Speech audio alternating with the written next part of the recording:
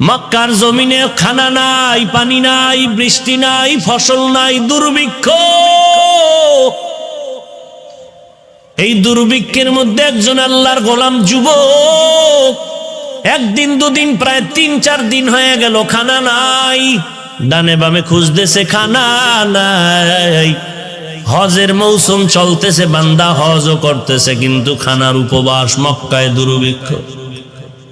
একদিন বান্দা হোটেল নিজের বাসার থেকে বাইতুল্লাহর পথে যখন যাচ্ছে, বাইতুল্লাহর কাবার আর চতুর্পার্শ্বে তখন এত খোলামেলা ছিল না, এত সুন্দর সাজানো ছিল না। আল্লাহর গোলাম যুবক রাস্তায় চলতে গিয়া বাইতুল্লাহর কিনারায় দেখে একটা রেশমি কাপড়ের মধ্যে কি যেন পড়ে আছে, পোটলা পড়ে আছে রেশমি কাপড়ের। আল্লাহর বান্দা যুবক রেশমি কাপড়ের পোটলাটা দেইখা, রেশমি কাপড় বড় দামি। আল্লাহ কোরআনে বলেন, কিয়ামতের ময়দানে জান্নাতি মেহমানদের আল্লাহ রেশমি কাপড় দিয়া সাজায় দিবে। আল্লাহর বান্দা রেশমি কাপড়টা দেখিয়াও ধরে না,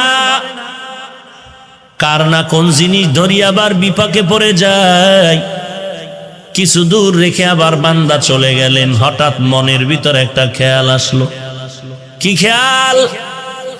যদি আমি এই রেশমি কাপড়ের অংশটা ফেলে যাই, ভেতরে কোনো মূল্যবান জিনিস থাকতে পারে, কোনো চোর ডাকাত যদি পায় আমানতের খেয়ানত করবে, এটা তো মারাত্মক অবস্থা হবে।